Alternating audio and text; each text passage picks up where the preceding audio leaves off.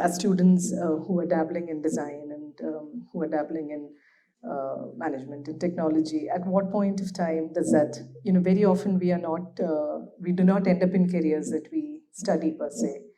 And what was that aha moment for you to shift from ecology to conservation and heritage? So I should say that actually I have been interested in history since the day I didn't have to study it. So right after 10th standard, when I dropped history as a subject, I really developed this love for the subject. But the decision to join Intach happened when, after some years abroad, when I came back, we had visited Devanahalli Fort. And I was astounded to see that such an important heritage monument, such an important historical place, because this is the place where Tipu Sultan was born, there was nothing at all to indicate any of this. There was nothing about the importance of the place, about the people who had been associated with it, about the way the fort was constructed, which is really sad, because actually that is one of the most it's like a mini example, a perfect example of military architecture in Mysore state in the 1700s. But there was nothing. No visitor to that place would have ever guessed its importance at all. So I was really astounded by that. So I thought that, one way maybe I could help in creating more awareness about such places was by joining Intach, because I knew that they do work on things like this. So that was the trigger for joining the place. And did you grow up in Bengaluru? Partly. I was not born in Bangalore, but I did grow up partly in Bengaluru. So I did part of my schooling and my college here. And so definitely this passion for the city's history does stem from there, because even as a schoolgirl, I remember some of my earliest memories of the city are walking to school, walking from the bus stand to my house. And it used to be a very different kind of city then. You still have pockets of this kind left, but where the streets were always fringed with trees, and there were always fallen leaves on the ground and sticks on the ground, and you could just kick them about, the typical things that children like doing. That was one very strong memory, but the other memory is also of the houses themselves. And it's kind of rare for children to actually notice houses, but they were so beautiful that you could actually stop and stare at them. And we as children, we used to, stand in front of any old house, and we used to imagine, like, was it a witch staying there, or who is it, or, and make up your own stories about the place. So definitely my part of my childhood growing up in the city has also influenced the decision to join Intach here. Okay, and is there any other city that you visited as part of Intach work, other than Bangalore, where you've been associated with, other than Karnataka, so to speak? Because we just spoke about Mysore, the Oriental Institute. Yeah. Other than that? So as part of Intach, yes, we do actually, we get invited to a lot of places. Most recently, for example, we went to Goa, because there is a chapel associated, like in the same compound as the Raj Bhavan, which the Raj Bhavan is very keen on having that chapel restored. So they called upon Intach to visit the place and see if we could actually do something there. So, this is really a very early stage in the project, but yes, we do get calls like this from different parts of, usually different parts of Karnataka. So Shimoga, we're working on something. Bellary, we're working on something. So yes, I do get to visit many of these cities as well. And what does the team at Intach look like? How much of it is design, people, and how much of it is technical people that comprise Intach? So apart from, let me start from the top. So apart from the convener and my colleague Arvind, who's a co-convener, both of us are volunteers. Apart from that, we also have a number of people, a number of architects primarily, who are working on different projects. So we have them on a contract basis working on different projects, whether it is the restoration of the Fort High School or the Octroi or Shimoga or Bellary or whatever. In addition to working on, we also have some urban designers, and yeah, so it's really just these. They end up doing a lot of design work, obviously, as part of their work on the building. Because architecture is obviously a lot about design, but in addition to that, there is a lot of other design work that is involved just in working with, say, publicity materials for Intach, or designing a brochure, or designing even a proposal for another building, or things like that. Yeah. So I'll pick up the book because I have flagged it heavily to ask questions and also to give the audience a sneak preview in what the book entails. And let me start with the name Bengaluru. What is your take on the cyclical process of this history that we go through, wherein we start with a name, then somebody comes and changes it for political reasons or otherwise, and then we go back. Is there a collective memory that gets erased? And is there it's also a certain amount of consciousness as well, because we all grew up with talking about the city as Bangalore, and then inadvertently it does come into our conversation to talk as Bangalore rather than Bengaluru. But there could be a generation, I mean, the younger lot who is sitting, and the generation that comes after it, who probably would not know that there is Bangalore associated with that, and there was a British spell to it. So how much of this renaming is part of the larger project of rewriting of history? So you're right. Obviously, the name is a very, very political thing, but it's not something that we're seeing new. For example, I mean, renaming has been going on a long time precisely for this reason, because it is a very, very political project. If you look at the city, Queen's Road, for example, it was named Queen's Road. Why? Because the Queen statue is there. But the road existed before the Queen statue. So it used to be called Ice House Road because there used to be an ice house in that region, right? So all that history is obviously lost the minute we changed the name from Ice House to Queen's. Now there's a proposal, a very recent thing to a thought that maybe we should change the Queen's Road to something else. Personally, I'm against renaming simply because, as you're saying, it does erase memories of people and events which have happened in the past. They may or may not be something that, they're not always happy memories and they're not always pleasant things, but that doesn't matter. They're still part of our history. They're still part of our identity. We should retain them. Yeah.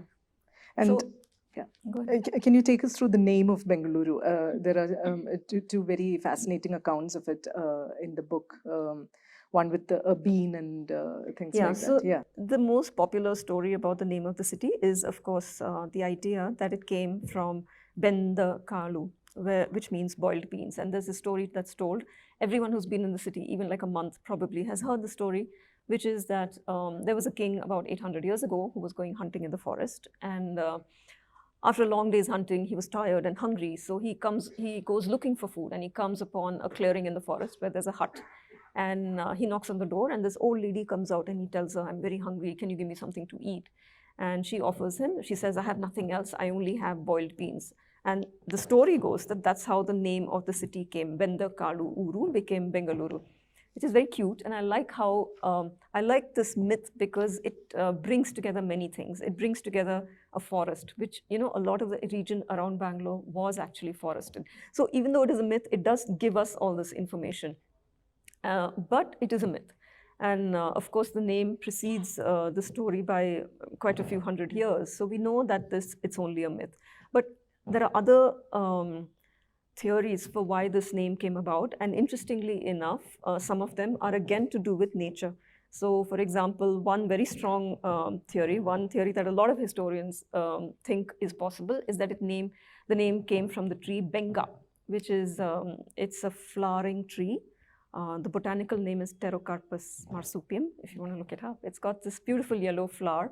And you can still see this tree in the Bannerghatta area. If you go to the Bannerghatta forest, then at the right time, like in April, May, you'll see entire hillside full of yellow flowers. So there's a very strong theory that the name comes from that. Benga has led to Bengaluru. So personally, of course, given my background, I like this theory a lot. Okay, given the forest ecology part of it, right? So there is a beautiful excerpt from the book that I would want to read out to the audience. And in this, she says, one of the earliest descriptions of Bengaluru comes from 1670 and is written by the Marathi poet Kavindra Parmanand, who describes the city of Bengaluru in his Shiv Bharat, an epic poem on Shivaji. And it says, and I quote, "That matchless city with smart fortifications and towers had tall whitewashed mansions topped by banners that tickled the skyline. Houses stood testimony to craftsman's keen artistry, and the city resounded with the content coos of countless pigeons safe in their nests. Animated by the calls of peafowl dashing in and out of skylights, the city boasted a great market, selling everything under the sun. The city teemed with deep lakes. Each house was graced by a well. Fountains gurgled at every square, spouting a fine mist. Trees thick with flowers and shade lined each home garden, and the walls had lovely murals that transfixed passers-by. Striking barracks built with rocks of assorted hues, and a strong city gate topped with turrets, elegant with fine inlay and plaster. A fort well guarded by a regiment of veteran soldiers, and cannons in unreachable watchtowers atop tall ramparts, girdled by a bottomless moat glimmering with water, and dotted with countless lakes, each as big as a sea. Picturesque parks festooned with creepers swinging daily in the breeze, and temple towers gleaming like the golden peaks of Mount Meru, all adorned this city. How much of it is here? Okay, so the part that this poem describes is the older part of the city, which we now call, collectively, we call it the Pete area. To be honest, yeah, not much of it remains. I have to say that, like right out, except for, of course, there are little bits of the fortification left, but those again are actually post the time that this particular poem was related. But what does remain, he does talk about squares where there were fountains. The squares still remain. And it's really amazing because like any city, any medieval city around the world, if you look at it, the way it was organized was usually by profession. Whether if you take London, you know, you have Threadneedle Street and Baker Street and Bread Street and Milkman Street and all of these. So all of this indicating that these are the people who lived in that area. It was something very similar in Bangalore. It was something very similar in Madurai, in Tanjore, wherever you were.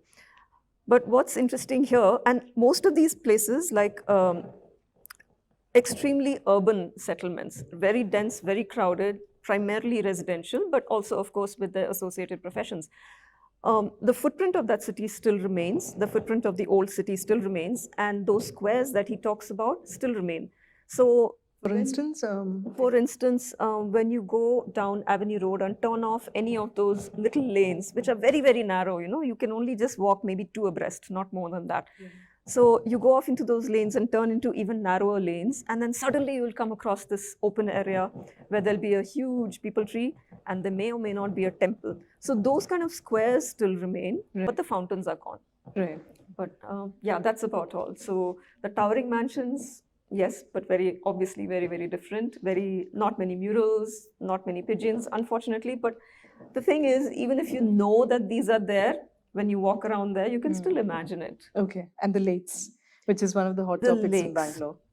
Yeah, so the lakes, again, so obviously one of the things about the city, like you can't really think about the city of Bangalore without its trees and without its lakes. And we call them lakes, but then they're all, of course, man-made, each and every one of them. And there used to be hundreds before. Now, I think, depending on whom you ask, depending on the area actually considered, it's like anywhere between 40 to 80 of them are said to be left. What's interesting is there has been a tradition of building these lakes for a very, very, very long time. So the temple at Begur, which I showed you earlier, there is a lake right next to it. And there are inscriptions dating from at least like 1,100 years ago, which talk about the large lake of Bempura, as it was called then. So we know that there has been a tradition of building lakes, not just here, but around the country. But it's quite remarkable how dense this network of lakes was. So, for example, in the 1800s, there was a chief engineer associated with the government of Mysore who talks about how he climbs up Nandi Hills and he looks around and he says that there were so many lakes and he couldn't, if he wanted to, fit in another lake anywhere because it was so dense. So yeah, all of these were man-made, and each one, it was such that the overflow from one would lead into the other. So it was, of course, like a wonderful system of water management, rainwater harvesting and water management. It was also like an integrated system because you would have, during the summer, today when we think about a lake like Madiwala or Agara or whichever it is, or they are perennial, but they're perennial because sewage is coming in. Otherwise, if it was left to nature, during the summer, it would either shrink or it would completely dry out. And that was perfectly natural. And what would happen in the summer periods would be that there would be potters who would come in and take that soil and there would be, short-term agriculture. People would grow their crops there. And all of this was like part of this integrated organic, system. Yeah, very, yeah. That we have lost, yeah. So, I mean, partly because we don't need the lakes as much anymore, because, when was it? In 1896 is when we began getting piped water supply to the city from Hesarghetta. And with the advent of this modern technology, that was really the death knell of the lakes, because we didn't depend on them as much anymore. So there was no impetus to keep it clean and the rest of it. And in fact, I mean, coming to what you said about potters, we do have a pottery town, which is again, facing eking its way out, because there is lack of clay and there is, development activities going on. So they are, being evacuated, so to speak. How does a modern society, and this is, it's always a vexatious question, because how does a modern society balance its development needs and ecology? Because in not so remote a past, we would walk down MG Road and it used to be this beautiful boulevard with lovely trees, all of which have been chopped down for metro. But at the same time, is there a metro required? Yes, of course, there is a metro required, because the city has expanded a lot, and there is a necessity for people to come from the suburbs into the heart of the city. So, as a serious student of ecology, and as somebody who has worked with conservation, how do you do this balancing act? How much do you give into this development discourse, and how much do you preserve of the old city? I think it's, you're right, it's not an easy question. And it's not something that one can come up with answers to like right away. But I think we should first recognize that it really isn't or need not be a question of development versus something else. It should not be development versus ecology. It should not be development versus heritage. Unfortunately, we're kind of still stuck in that mode of thinking, and that's the first stumbling block. If we can come up with a way, if we can recognize that the two can feed into each other, then that's already the biggest hurdle crossed. So you mentioned metro and MG Road. Yes, the city does need a metro. It does need better even the transportation majestic system. Area where it has come up. Yes, I think that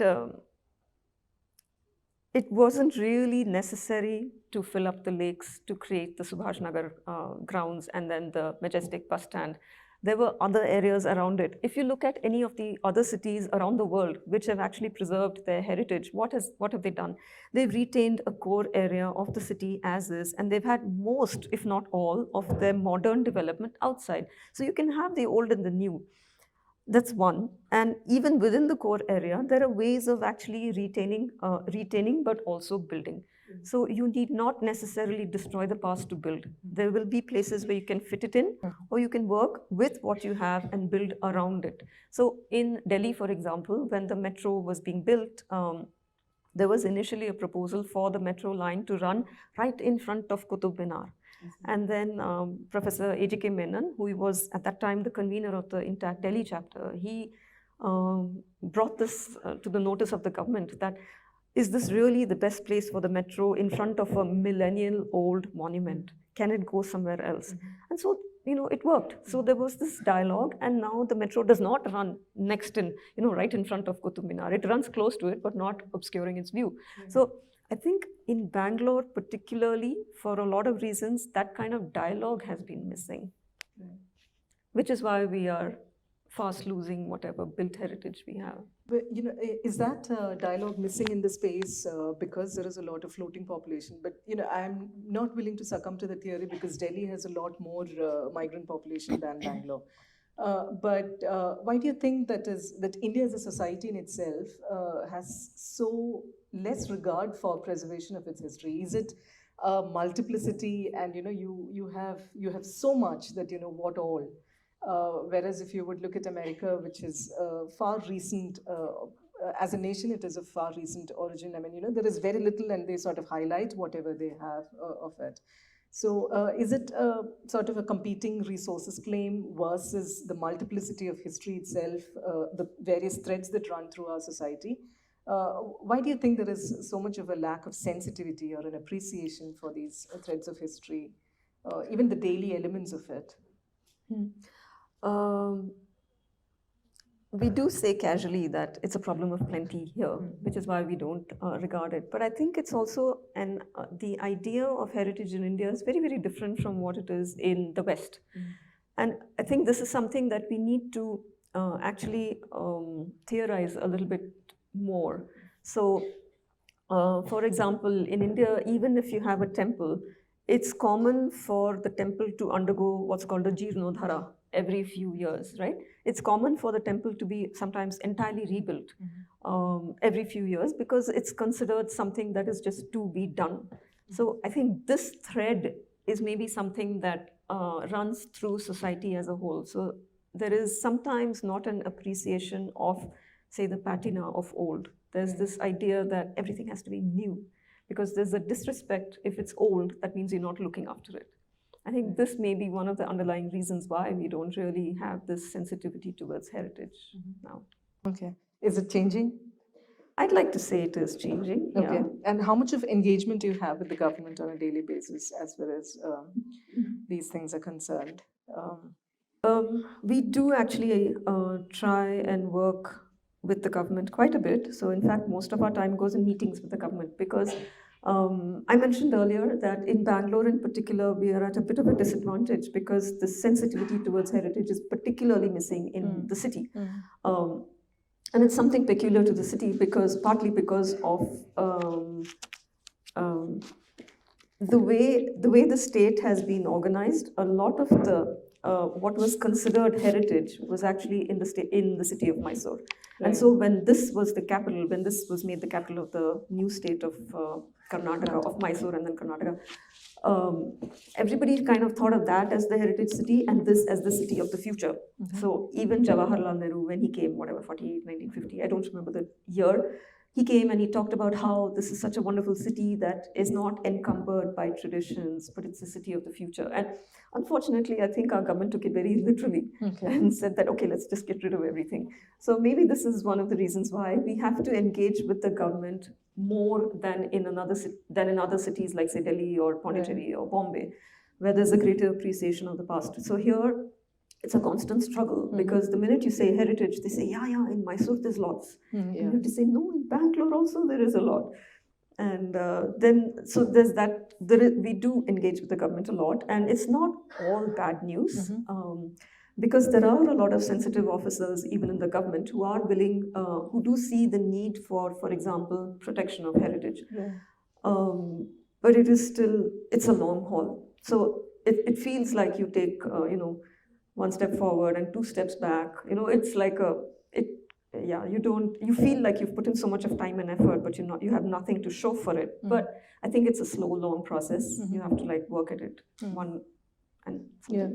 and it's also partly because post-independence, most of the heritage buildings which belong to the state time, so to speak, fell into the hands of the government. So, if you would look in and around Bangalore itself, you have the lovely Balabrui guest house, which is with the government, over which there are a lot of battles being fought. Then there is the CID house or the CID headquarters, which is again in Carlton House, a lot of schools. And that entire area near Vidhana Soudha, which has a lot of these buildings. So how much of conservation effort does the government take to preserve these, or have they ever reached out to you to conserve their bits?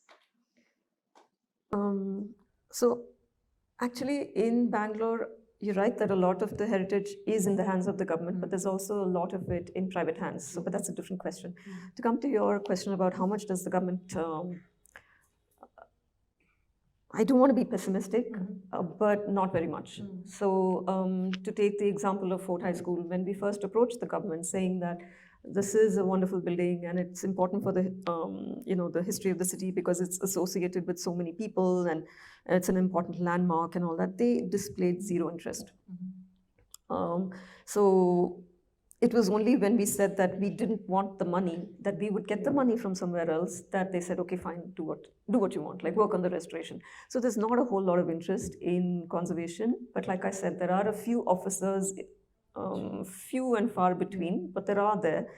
some there who are willing to work on conservation and restoration. But since you mentioned Vidhana Soudha, it's interesting that even until the 1980s and early 1990s, there was actually fairly strict regulations on what could and could not be done. So, for example, there were certain roads, including the road on which Vidhana Soudha is, but also other roads around the city, where it was you had to maintain the visual line of sight. You had to maintain a particular skyline. You could not build above a certain height, and you had to get an NOC from the government before you actually built something there.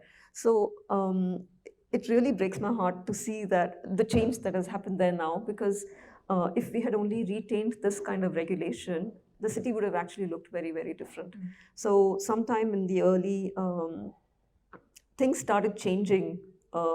Even though this regulation was there, it was flouted a lot from the late 1990s.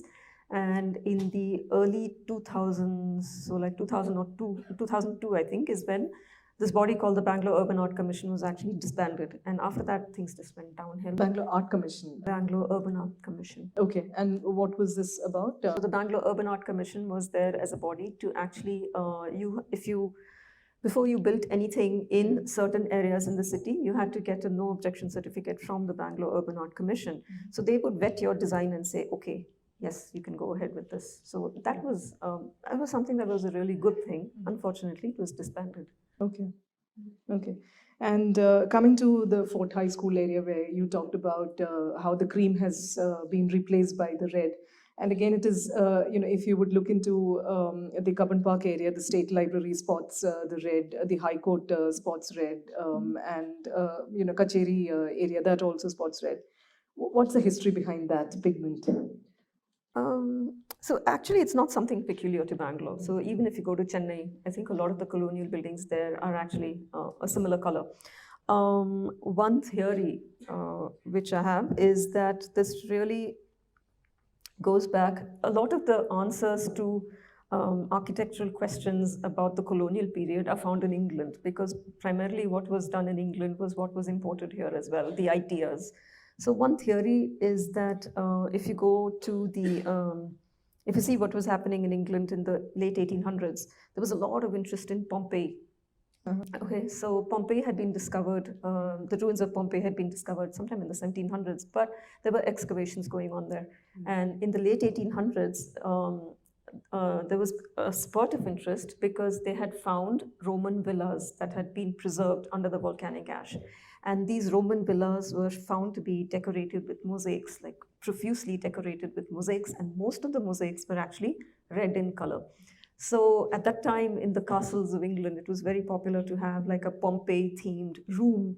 So you might have your art room or your library or your withdrawing room, whatever, decorated Pompeii in red. So I think perhaps this fascination for Pompeii in red is something, it's still that's what the pigment is still called, the color is still called that. So I think maybe Pompeii red. Pompeii in red is what it's called. Okay. So perhaps that is what has led to the transformation of these buildings. Because like if you look at the Atara Kacheri or if you look at the museum, they were not originally painted this color. So when it was first built, Atara Kacheri was an off-white, creamish color. And it was painted this, we don't know exactly when. Same with the museum, when it was first built, it was actually an off-white color. And sometime in the early 1900s is when it was given this red color. Right. In the case of Fort High School, it was built at a time when the other buildings were anyway being painted red. So it was painted red, and then at some time it was painted white, cream. Okay. So is it something which is close to the Gerua that that you have in the northern parts? It is. It is. It is closer. So all of it is part of the European aesthetics prevalent at that time of Possibly. Okay, so the students would probably appreciate that how something that happens at the global level then comes down to the local, and we seldom pay attention or thought to the fact that something which happened many centuries ago in some part of the world has its resonance at the local level. and what we call as glocal as a design trend and a fashion trend. I mean, all these were prevalent many centuries before, which we tend to overlook. So again, coming to the chapter on Vidhana Soudha, there is a small line which says that Nehru laid the foundations of a very small two-storied structure sometime in the 50s, which then became this behemoth of a structure, and that's one single identity that we have in Bangalore. I mean, whether we go to any other part or not, we would still, the tourists would still go in front and, click that mandatory picture which says that, government work is God's work as well. So do you have any snippets on when that changed from the two-storied small structure to something as grand as this, and the material which has been used there?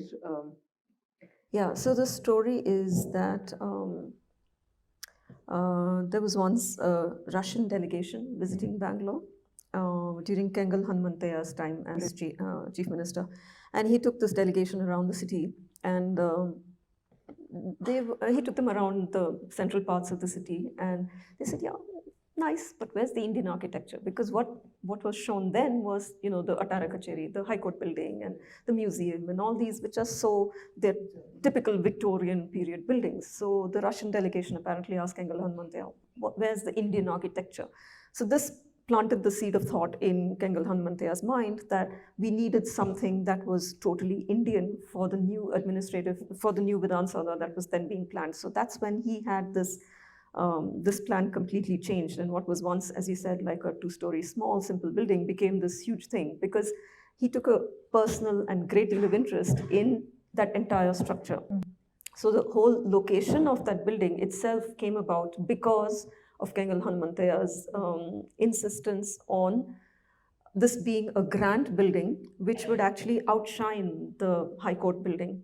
So initially he wanted the High Court building to be completely demolished, but he was prevailed upon by his advisors saying that, no, it's fine, you can keep it. And he said, fine, we'll keep it, provided my new building towers over and literally overlooks that one. So that's why it's sited at that particular location, directly in line with the High Court, but completely towering over it. And it's towering over it because of that big flight of stairs. And that flight of stairs is there only for that purpose, to give it that monumentality. I see. Okay. So yeah, it was really around that time that this change happened. Mm-hmm. And the materials which have been used there, something? It's largely granite. Okay, and which is in and around locally found in Bangalore. Sadarahalli granite. Okay, what's it called? Sadarahalli granite. Okay, so from Vidhana Soudha, I jump to the next beautiful landmark of Bangalore, which is Lalbagh.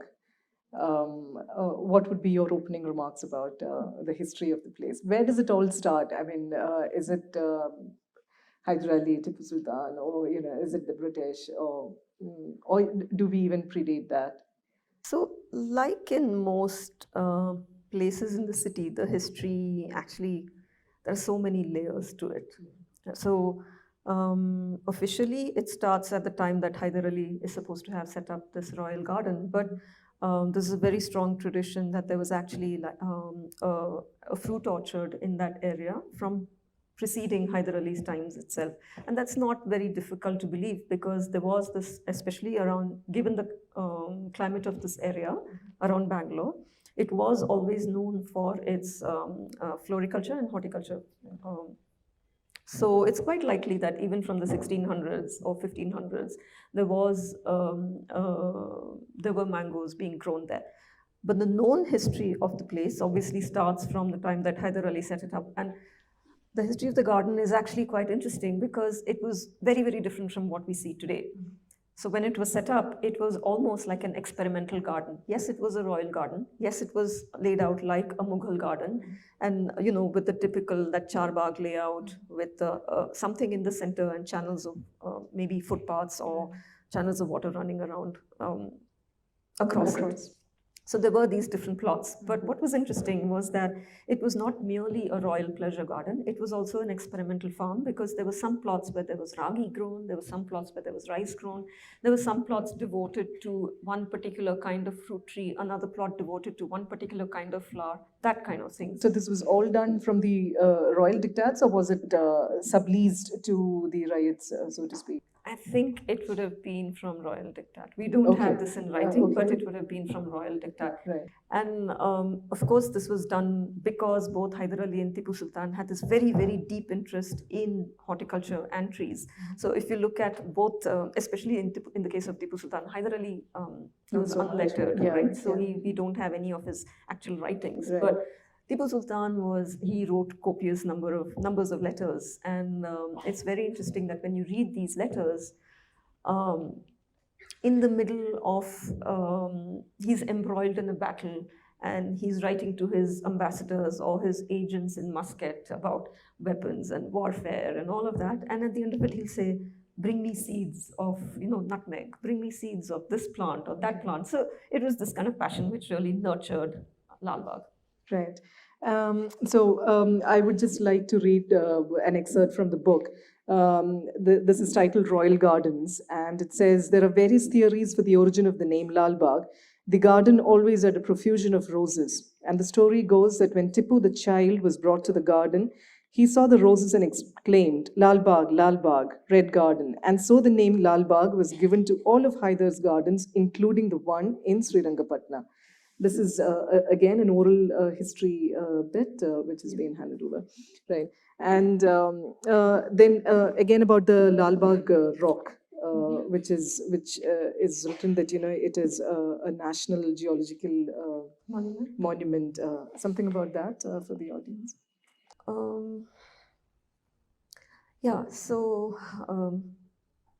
It's something that boggles the mind to think that you can actually go and touch and stand on something which is 3/4 the age of the earth itself. So if you look at the earth itself, it's about, give or take, 4 billion years old. And here you have a rock which is anywhere from 2.8 to 3.2 billion years old. And for some people, we kind of tend to think of rock as something immutable, unchangeable, but that's not really true, because a lot of the rocks, even on the surface of the earth, through all these 4 billion years, there's been a lot of change, tectonic change, for example. So some areas, thanks to volcanoes and earthquakes and all that, there's been a lot of change even on the surface of the earth. So it's actually quite rare to find rocks which are from this period on the surface anywhere. Right. There's some that you can find I think in Greenland and Canada. Right. But apart from that, such vast stretches of rock which date from that period, this region around Bangalore is unique in that. I see. Nowhere else in India either? No. Okay. No. Right. This area around Bangalore. Around Bangalore. I hope the students are able to locate the rock that is being talked about, because it's on the entrance path to the Lalbagh area.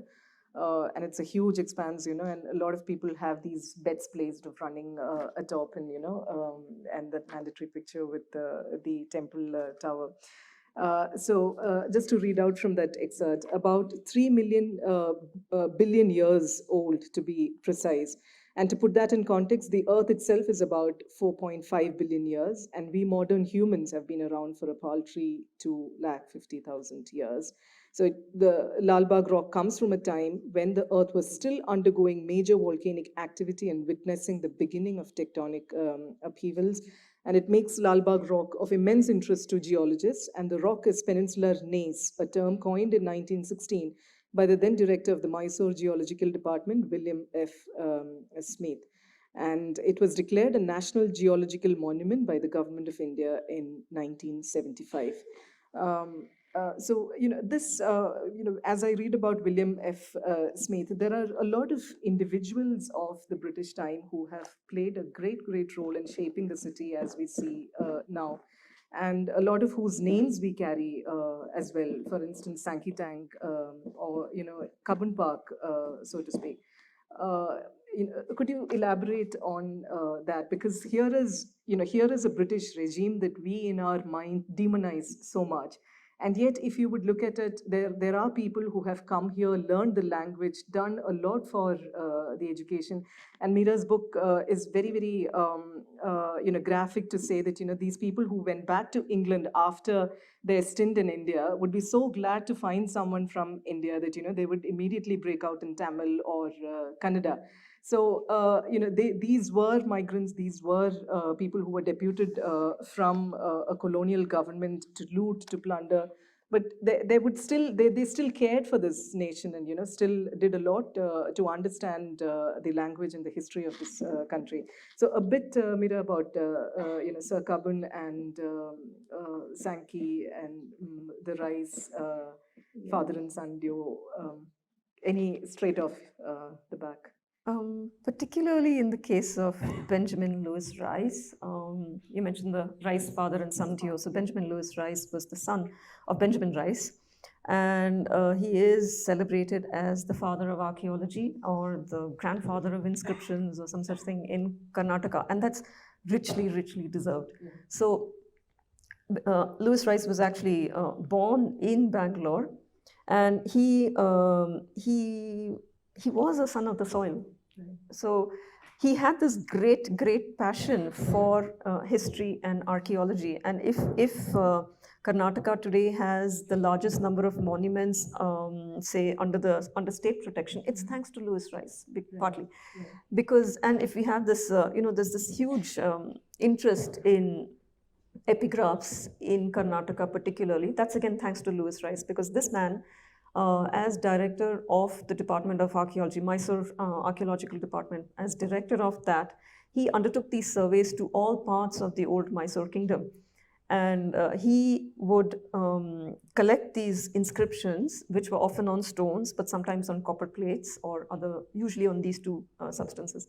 So he would collect these inscriptions, translate them, transcribe them, and then he published all of that. This is a wonderful, wonderful piece of work. So there are more than 8,000 or 9,000 inscriptions that Lewis Rice has actually collected, noted, documented. So it's an immense amount of work. Really, we are indebted to him. So, and it's also entertaining to see some of the accounts that Lewis Rice has, like when he describes going around to collect these inscriptions. He'd be going on his horse, his favorite horse. He'd be going into the jungle, and he'll encounter cobras, and he'll encounter this and that. He talks about that once in a while also. So he's really done a lot for not just the city, but not really for the city, but more for the state and for archaeology in the state. Another name, as you mentioned, closely linked with the city is Sankey. And Sankey, I have conflicting opinions about, like conflicting thoughts about, because yes, he's done a lot. He's designed and built the High Court, what we used to call Atara Kacheri. He's designed the layout of Cubbon Park. He's designed St. Andrew's Church. He's the one who built Sankey Tank. And again, a very fascinating gentleman. Again, like Lewis Rice, almost precocious in his talents, because from a very young age, he was painting and building and doing all manner of things. But if you read some of the things he says about the natives, you cringe. Okay. So he says things like, I'm paraphrasing, but he says things like a typical native, he's lazy. And you think, what? So I mean, so some of them, like Lewis Rice, Benjamin Lewis Rice, who I just spoke about, I think some of them definitely did have a strong and deep love for this country, because this is where they were from. They really felt it. So he's, as you said, he's one of those who actually, when he met someone from Karnataka in London, then he was so pleased because he felt like it is someone from his country. But Sankey and some of, there were these two kinds of administrators. Not all of them had a deep love for the country. Some did and some didn't. Nonetheless, we should acknowledge what they have done. If you look at the establishment of the Cantonment of Bangalore, we talk about Kempegowda, who's actually formally founded and established the city of Bangalore. And we rightly celebrate him. But we should also at least know about Blakiston, who set up the Cantonment of Bangalore, which is an inherent part of the city again. We need not love him, but we should at least know him and know that it was he who actually built much of the early part of the Cantonment. So let's at least acknowledge that. Right. So I have a paragraph which, from the book, which is on the Cantonment area and life in the Cantonment, wherein, she talks about the great deal of pale ale which was being drunk at Bangalore. And it says that it's now that, we have a reputation for Bangalore as a good watering hole or as a beer place, but it was not so very different when we are talking about in the not so distant past. So it says, most other days, such as the military parades and the field days that took place once or twice a week, the troops were up and about by daybreak, but were all done by 9 or 10 in the morning, leaving the rest of the day free for other amusements. If Bangalore today is known for its pubs and its parties, things were not very different in the 1800s and 1900s, at least in the cantonment, which soon acquired a well-deserved reputation for its festivities and lifestyle. Even in the 1820s, monthly balls, private parties, amateur theatricals, mess dinners, riding, driving, horse racing, and etc. were the order of the day, all seasoned with salacious gossip and scandals. Writing in the early 1830s, Emma Roberts says, "The fancy balls are upon a grand scale," adding that no expense is spared upon these entertainments. The bands of several regiments are in attendance, with the result that the effect of the whole is magnificent. The road running around the parade ground came to be known as Rotten Row, as we have noted, after its famous London counterpart. This is which area in Bangalore now? Manekshaw Parade Ground? Yeah, that's the Manekshaw Parade Ground. So Okay. MG Road, and then on the other side you have Kaban Road. No? So the two sides of the parade ground. That was the circuit. That was like the favorite circuit for the dashing young men who wanted to show off to the beautiful ladies who were in the cantonment part. So that was the route preferred for all of this to happen. Okay. In the evenings, once the heat of the afternoon sun had waned, everyone went out for a ride, either on horseback or in carriages, which in earlier days were usually bullock-drawn. Until the late 1850s, when new barracks were built on the old racecourse, which is near today's Austin town, one favorite round for riding was along the parade ground and around the racecourse.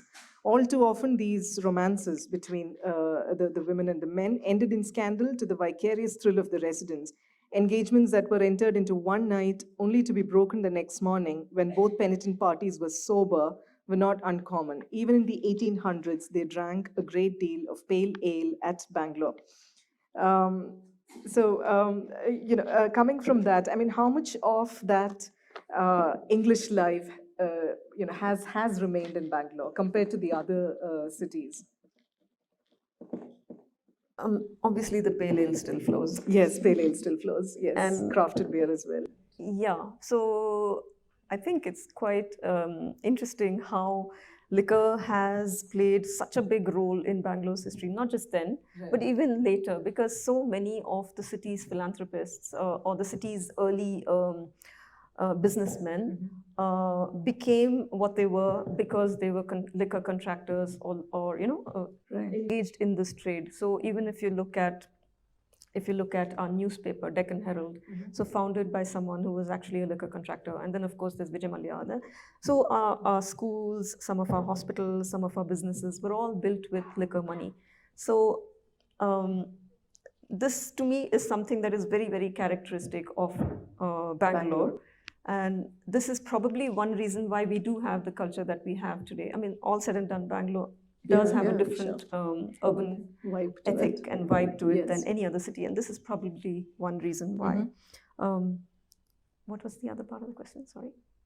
No, so I mean, how much of the colonial lifestyle or the English part of it still stays on in the city, because there are churches still remaining from there. Yeah. So the bands. Correct. So the other thing about the city is how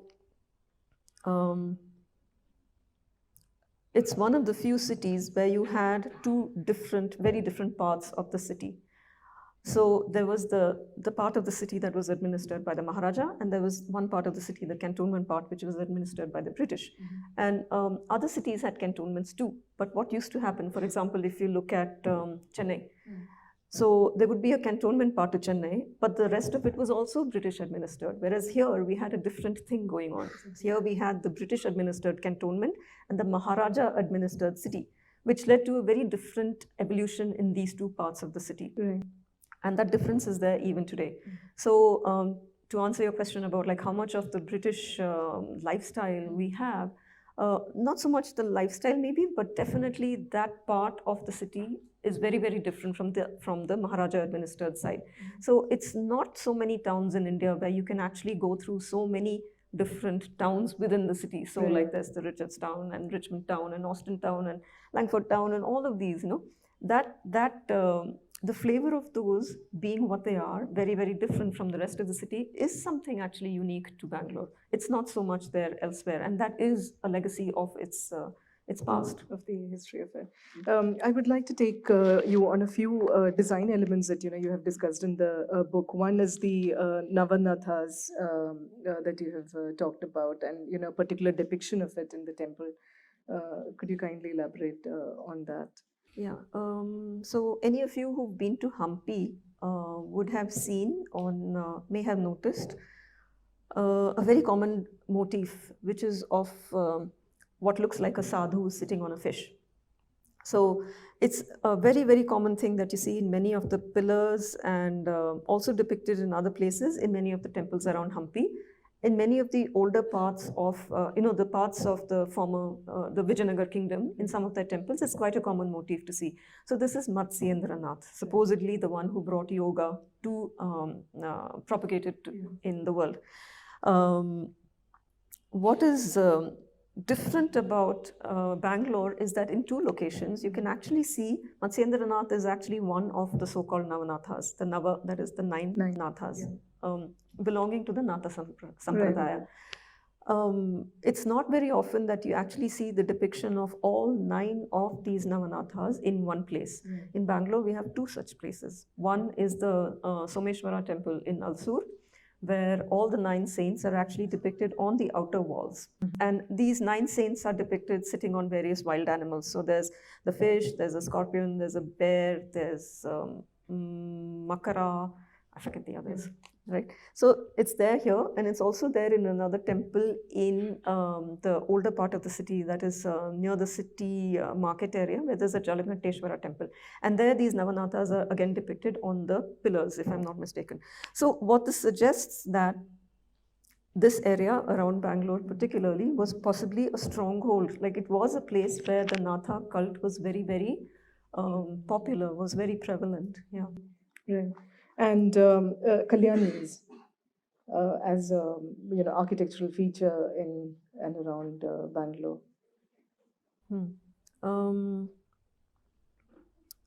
So I just mentioned the Jalakanteshwara temple. Actually, there used to be 2 kalyanis that were there in that area earlier. So by kalyani, we mean basically a stepped well, very, very commonly seen attached to a temple. Occasionally there'll be like standalone kalyanis, which are do not really belong to any temple. And these come in various shapes and designs. So there are some where you have steps all the way on all 4 sides. There are some which are rectangular and have steps only on 2 sides. There are various kinds of them.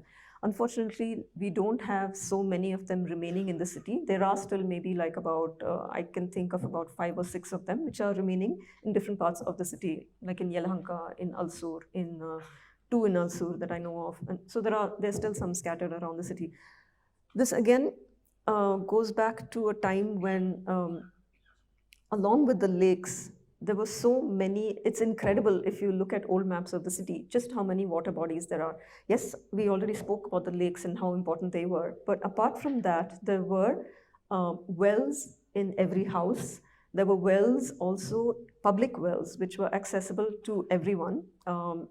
Like for example, in the middle of, at the intersection of 2 roads, there would be a well.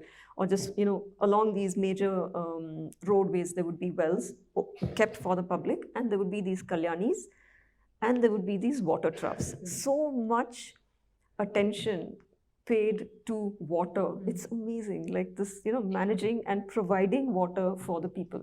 So again, like in the case of the keres, the lakes, which have sort of now lost their importance with the advent of piped water, the wells are mostly all gone. Kalyanis are also, many of them going the same way, except that where they are attached to a temple, sometimes they actually remain just because of the ritual importance. But those that were standalone are actually, there used to be one near Care Market, for example, which is lost. Yeah, okay. So, and the other bits, one of the features that has been described is the monkey tops. Why is it called a monkey top? And what about it is so typically Bangalore architecture? So the monkey top, for those of you who don't know, the monkey top is this triangular feature that you see over windows and doors, most commonly in the cantonment, but also elsewhere.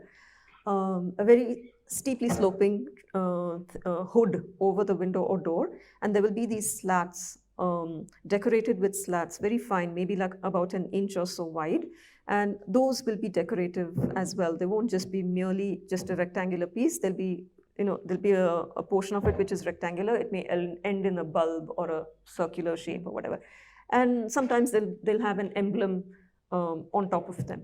So very, very decorative feature, which became popular from about the early 1900s. So if you look at bungalows that were built in Bangalore in the 1850s or 1860s, 1870s, you don't see the monkey top. Mm-hmm. Those bungalows tend to be like long, linear things with very, very little ornamentation. Right. But these monkey tops and these steeply sloping roofs as such, they start becoming popular from the early 1900s onwards. And associated with Bangalore just because there used to be a number of them. Mm-hmm. And it's an element that also became popular with people who built their bungalows outside the cantonment. So for example, even in areas like Passamangudi and Malleshwaram, you would see this a lot. Monkey tops, okay. Definitely. Yeah. Much more so. It's not something, I won't say that it's something you only see in Bangalore, because you do see it in other cities as well, but certainly much more prevalent here. Yeah, okay.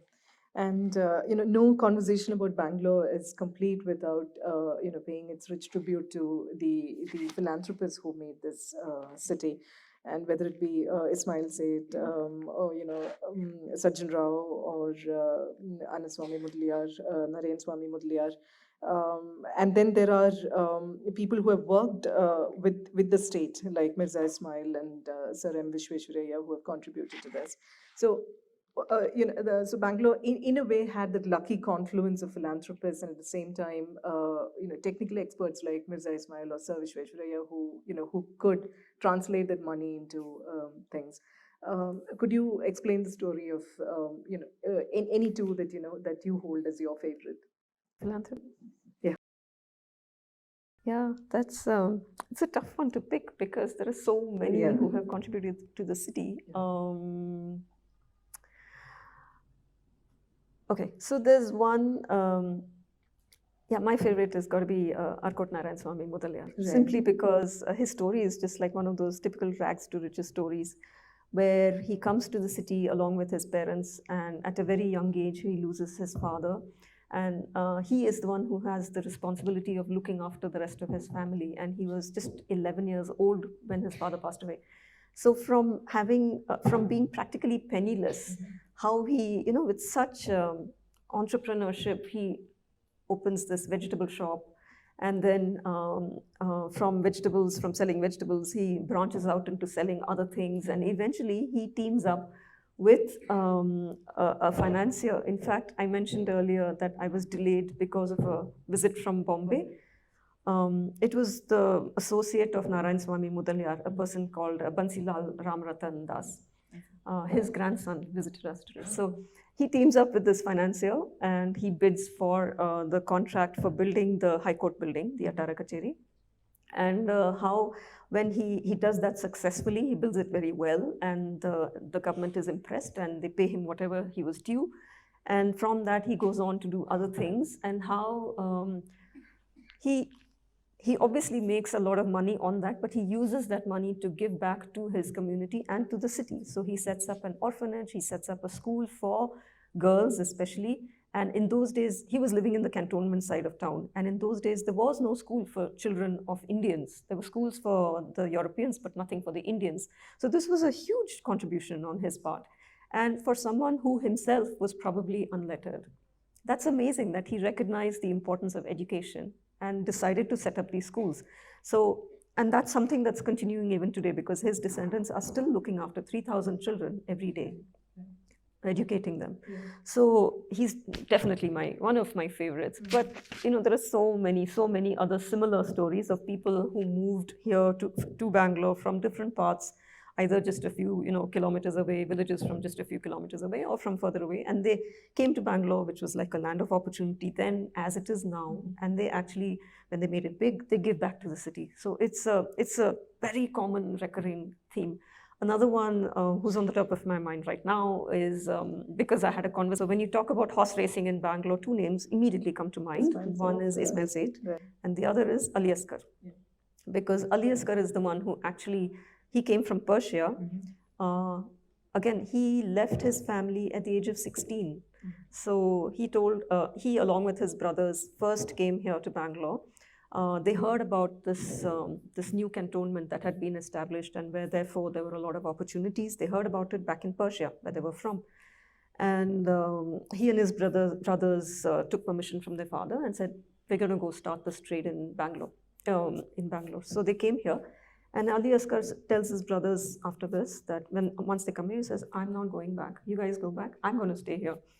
So what happens is he goes back, and then he returns, and then he makes this his home, and he adopts this as his country, his city.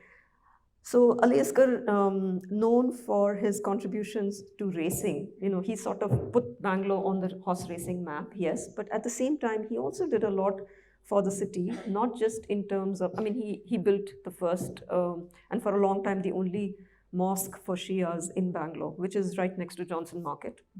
And he used to live in a house just behind Johnson Market. He's also donated to a lot of charitable causes.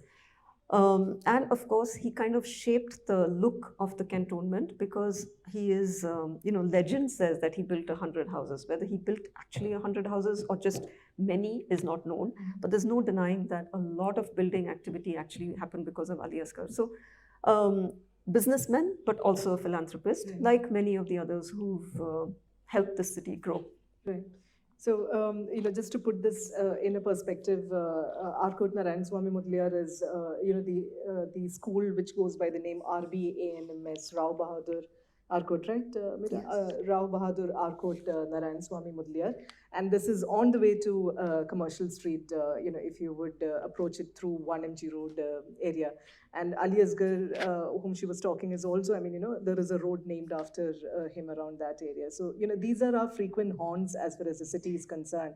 And we seldom realize that, it rests and it takes its name from so many of these greats who have made this their home and given back to the society and given back to the community as well. And there is also, the fabulous story of Mirza Ismail as well, as far as Karnataka is concerned. And, if you would look at it, Mirza Ismail was the Diwan of Mysore. And the arterial road of Jaipur, people from Rajasthan would recall that the arterial road of Jaipur is called as MI Road. And MI Road is nothing else but Mirza Ismail Road. So you see borders and boundaries that we talk about now in terms of Karnataka state or Rajasthan or whatever it is. There was a fairly fluid movement of talent, and there was a fairly robust system of trade and peace and security, and all of that which led to the flourishing of communities across. And as students of history, I hope you would appreciate this movement and this adoption, this movement of people and this adoption of communities by people whom we do not consider as ours or us, because these are nationalities who came to make their fortune from far and came here. To students here, Meera, which are the three historical places in Bangalore that they should definitely see or walk around? Oh gosh.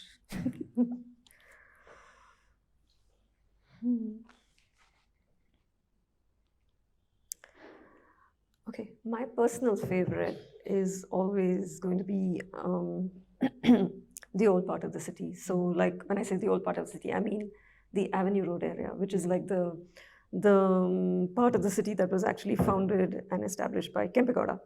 So I love walking down that road and all those side streets, simply because you never know what to expect, It's crowded, there's a lot of traffic and honking and all of that, yes, but if you just go down those roads, there are these jaw-droppingly beautiful mansions, there are people going about their daily business, and there are these locations, it's still organized by profession. You will walk across streets which are, everyone there is doing gold refining. And then you turn the street, and the next street, everyone is selling hardware. Everyone is doing the same thing. It's amazing. Like, I always love walking down these streets because it's like literally walking back in time. So along those areas, so that whole Avenue Road area, the market area, I just love it. And attached to that is, of course, the fort of Bangalore. There's only a very, very small portion remaining, but it's still something that I think is worth visiting, simply because there is so much of history there. So there is a battle that took place there, which changed the course of not just Mysore or Karnataka history, but actually changed the course, in a sense, of Indian history. And that was the location of that battle. That was the locus of that battle. So I love that area. I also like, I'm going to give you more than 3. Yeah, absolutely. There are some areas where, so the Mysore Bank Circle, I think, is another really, really important node for Bangalore, because it was this dividing line between the Maharaja's Palace Road.